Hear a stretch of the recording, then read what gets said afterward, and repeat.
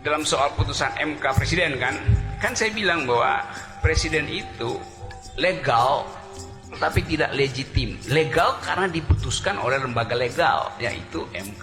Tidak legitim karena ditolak oleh publik.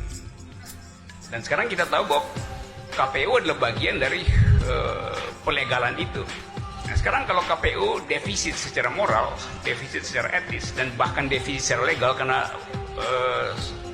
satu komisioner, satu anggota KPU ditangkap, artinya seluruh KPU bermasalah karena tadi kolektif kolegial gitu.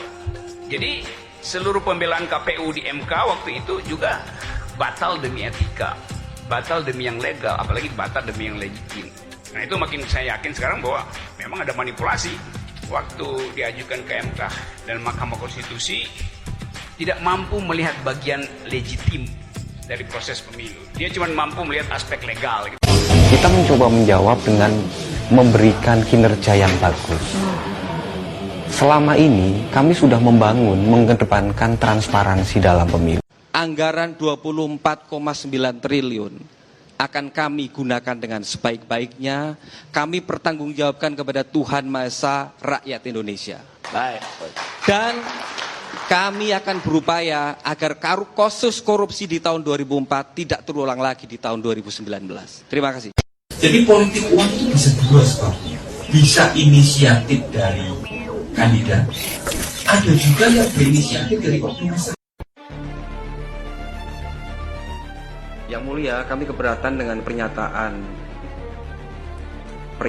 dan pertanyaan dari Pak Nasrullah, kuasa hukum pemohon, yang menyatakan seolah-olah KPU menjadi bagian yang tidak terpisahkan dari pihak tertentu. Maaf, Ini ditonton seluruh rakyat Indonesia. kenapa saudara menghadirkan KPU dan Bawaslu? Apakah saudara sudah menempatkan KPU sebagai bagian yang tak terpisahkan dari saksi-saksi 01 atau apa? Keberatan yang mulia. Menurut saya ini Makanya kami bertanya. Sebentar ya. Klarifikasi dari saudara penting. saudara saksi, kalau saudara tidak tahu, ya silakan jawab saja tidak tahu ya. Kami karena pertanyaannya menjelaskan yang tidak tahu. mengapa, maka kami jawab. Sekali lagi, tolong dipahami sekali lagi, dalam konteks kami ingin mendalami itu agar berbagai modus kecurangan itu bisa kami antisipasi, dan agar di pemilu 2019 ini tidak terjadi kecurangan seperti modus-modus yang telah disampaikan oleh para narasumber. Yang mulia, kami keberatan dengan pernyataan dan pertanyaan dari Pak Nasrullah, kuasa hukum pemohon, yang menyatakan seolah-olah KPU menjadi bagian yang tidak terpisahkan dari pihak tertentu. Maaf, Ini ditonton seluruh rakyat Indonesia. maaf majelis. Jadi saya mohon itu dicabut, Pak Nas.